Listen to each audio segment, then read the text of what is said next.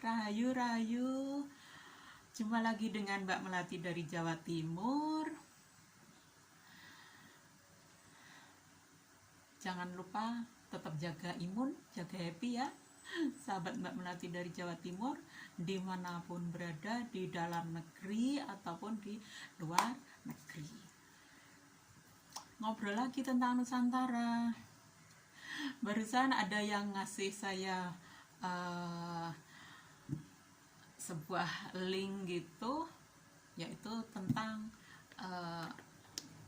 memberi ulasan tentang memberi informasi tentang keadaan negara Singapura, yang mana di situ adalah khususnya di sebuah pasar yang ada di Singapura, yaitu Geylang ya. Itu memang pasarnya orang-orang Melayu ya. Jadi di sana barang-barangnya banyak barang halal gitu ya. Itu cocok banget buat para kaum muslim yang istilahnya ngerti hukum. Jadi muslim yang ngerti hukum, dia akan tahu bagaimana istilahnya makanan ini patut saya makan atau enggak, ini saya berani makan atau enggak, berani konsumsi atau enggak, ini patut saya hindari dan segala macamnya. Itu kalau muslim yang ngerti hukum. Kalau enggak ya enggak apa-apa, langsung santai saja ya. Ada yang pokoknya nggak ada istilahnya nama B2-nya gitu, nggak ada gitu, udah nggak ada minyaknya B2, udah makan. Itu yang nggak istilahnya yang nggak ngerti hukum banget ya.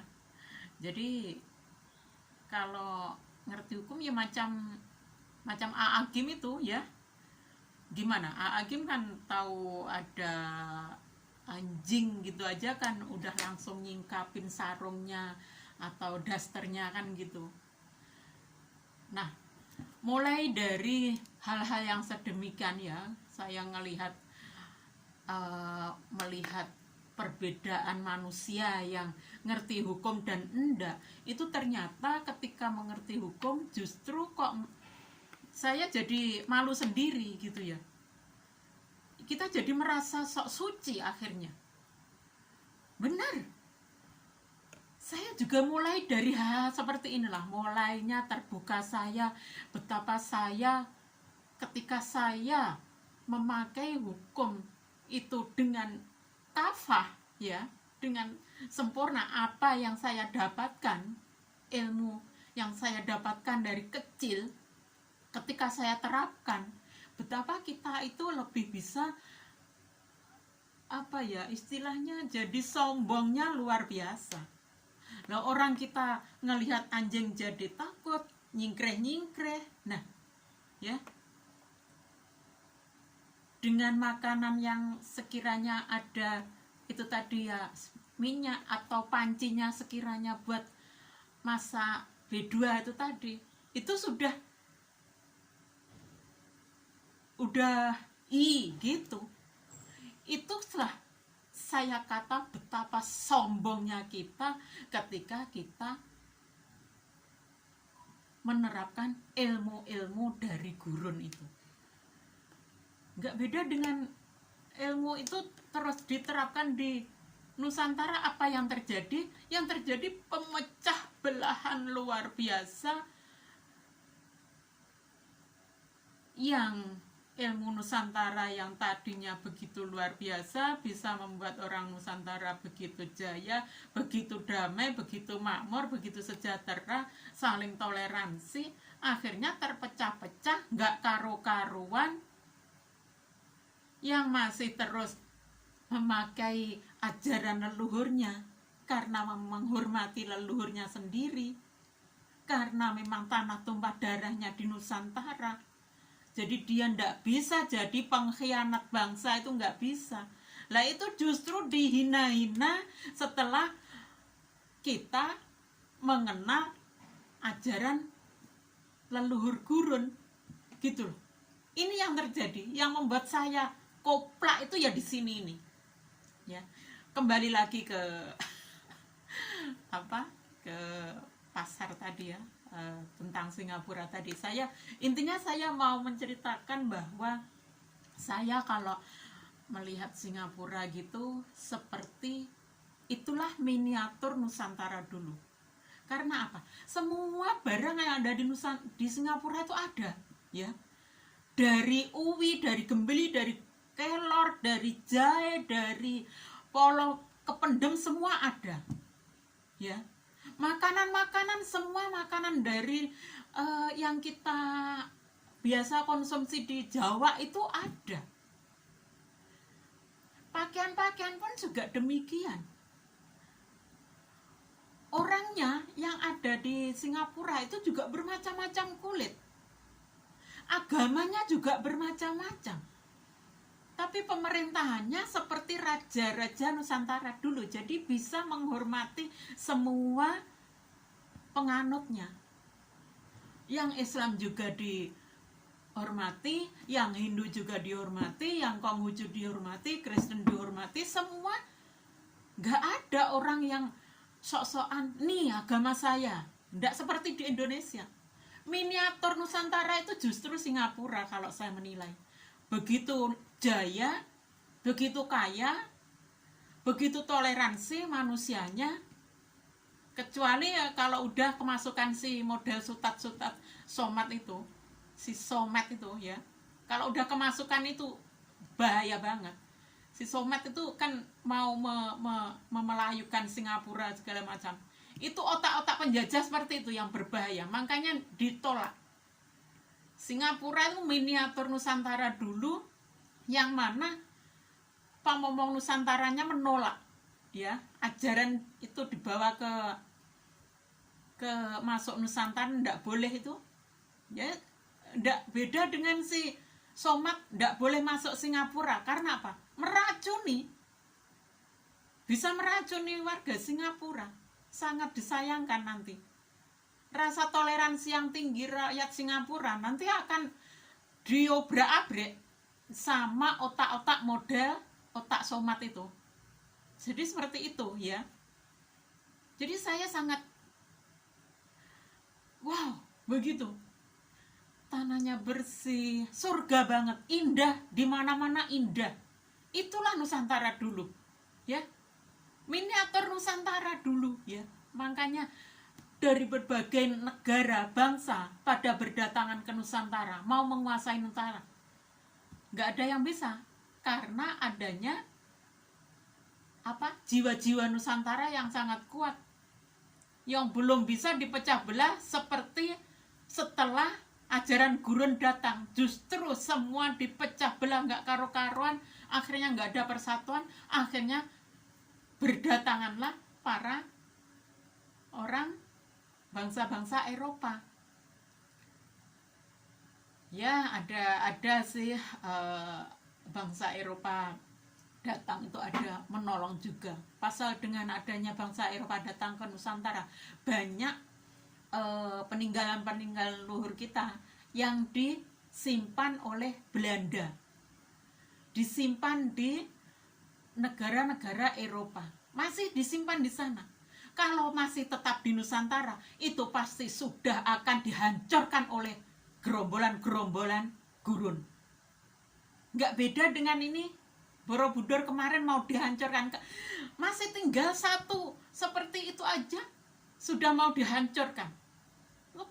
Nggak beda dengan radikalis-radikalis yang pertama datang ke Nusantara itu. Memang benar-benar mau menghancurkan Nusantara. Kembali lagi ke Singapura adalah miniatur Nusantara. Jadi betul-betul indah, rakyatnya begitu saling hormat menghormati, tidak ada sok-sokan tonjolin nih agama saya, di sini diatur banget, nggak boleh di sini terus nonjolin agama Islam terus berusaha menunjukkan. Nah, enggak, tetap di tempatnya. Jadi kalau ada kegiatan apa, ya harus di tempatnya sendiri.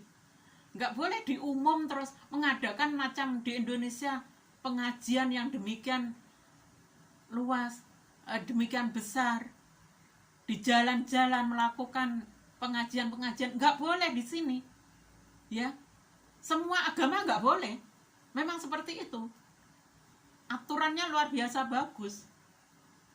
Di Indonesia sudah sangat-sangat bebas. Itu pun masih yang radikal, masih mengatakan bahwa Indonesia negara kafir, negara tauhid. Itu lambenya minta ditabok banget itu.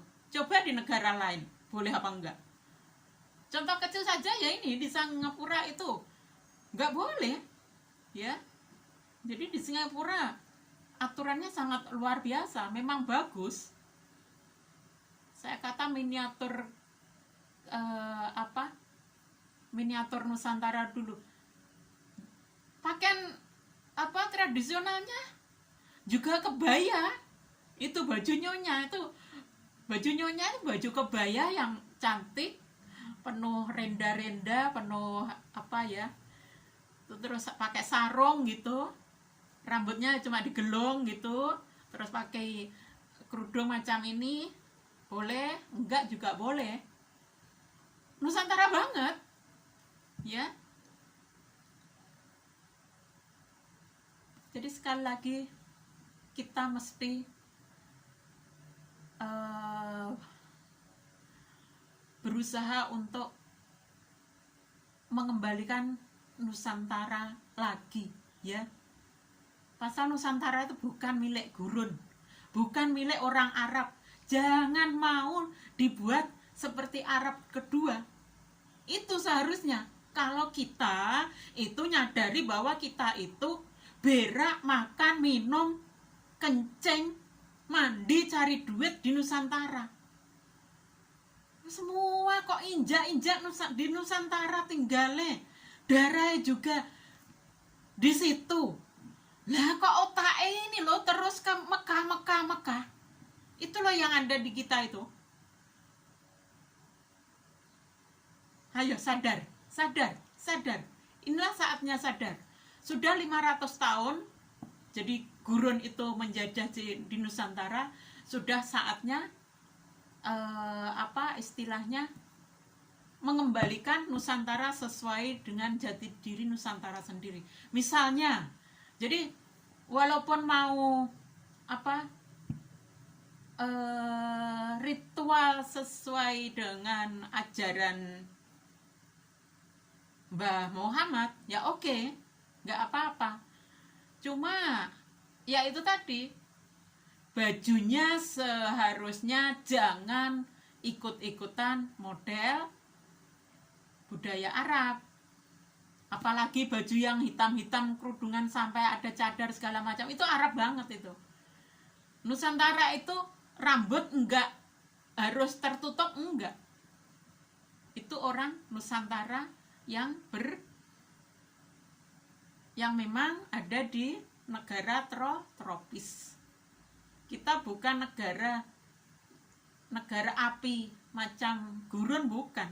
Kita itu negara surga, bukan negara api, bukan negara gurun.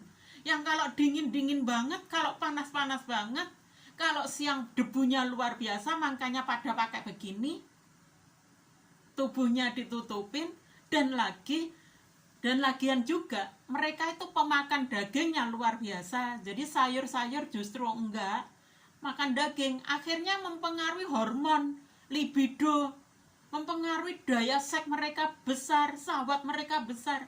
Beda dengan orang Nusantara.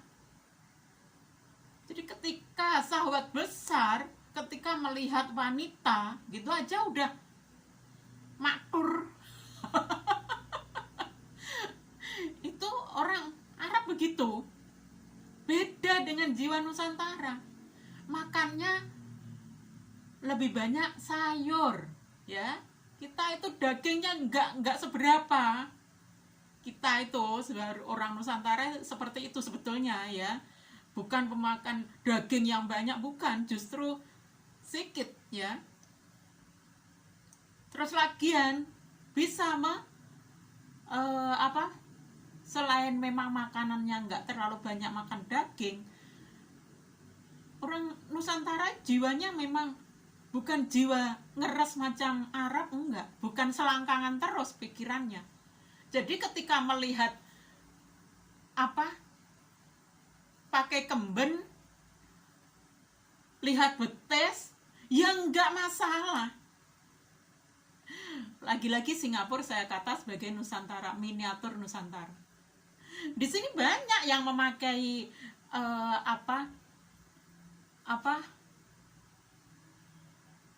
baju mini-mini gitu, singlet gitu, banyak, mulus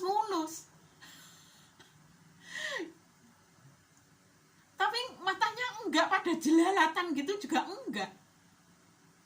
Coba, nah inilah Nusantara dulu juga gitu, ibu-ibu cantik, remaja-remaja cantik ke sungai pakai kemben cantik, nggak apa-apa ya. Memang keindahan, itulah keindahan Nusantara, seperti itu, dihuni oleh wanita-wanita yang rambutnya tergerai cantik, indah, body wanitanya juga indah, kuning langsat, hitam coklat cakep. Itu memang seperti itu Nusantara, surga banget gitu ya, seperti itu. Nah sekarang mau diganti neraka, jadi wajar kalau sekarang ini sebetulnya Nusantara itu udah di bagai neraka. Nah, kalau udah bagai neraka berarti udah luar biasa rusak, mental itu udah rusak. Bertuhan pun enggak demikian bagus, mereka bertuhannya enggak bagus, pasal masih bisa menilai yang lainnya salah. Nah ini miniatur Nusantara yang Singapura ya nggak berani dengan istilahnya, nggak ada istilah terus kamu Cina, kamu Islam, kamu Hindu, nggak ada seperti itu. Saling menghormati, Pancasilais banget gitu ya. Jadi kita yang cuma gembar-gembar Pancasila, hafal, tapi otaknya masih menilai orang yang beragama lain disalah-salahin, orang yang tidak memakai jilbab disalah-salahin. Itu berarti mereka belum berpancasila, Pancasilanya cuma di bibir tok, belum sampai ke jiwanya, belum sampai ke hatinya. Itu loh, sadar Nusantara, ayo raih hidayah Nusantara. Nggak penting hidayah gurun itu, malah merusak mental kita karena kita jadi sombong ya. Lihat itu kemarin itu kalah pilpres pada sakit hati, nggak legowo, itu bukan Nusantara banget.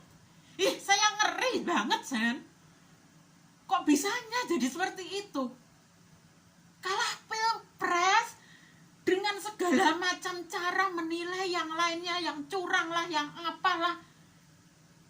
Udah nggak Pancasilais banget kita, rusak. Katanya beragama, justru rusak serusak-rusaknya sudah. Ini makanya saya kata Nusantara yang tadinya surga udah diganti neraka, yaitu negara api. Kembali sadar Nusantara, kembalikan Nusantara. Semua adalah tanggung jawab kita. Boleh beragama, tapi jangan rusak Nusantara. Jiwa Nusantara itu jujur, tulus, saling menghormati, saling gotong royong, tanpa beda-bedain warna kulit, agama, bahasa, suku. Pahami itu semua. Geram saya rasanya kalau Pancasila cuma di bibir diapal-apalkan tok, ndak sampai ke hati, dirusak serusak-rusaknya dengan agama malah. Sudah, demikian saja. Semangat untuk meraih kesadaran Nusantara. Kembalikan Nusantara sesuai dengan jati diri leluhur kita yang dulu. Biar leluhur kita enggak kecewa karena anak keturunannya justru mengkhianati beliau-beliau. Terima kasih, demikian saja. Tetap semangat Pancasila, berpancasila dan bernusantara. Terima kasih parang rumiyin, rahayu rahayu, matur sembah nuwun nyun ngapunten lahir dan batin, parang-parang rahayu.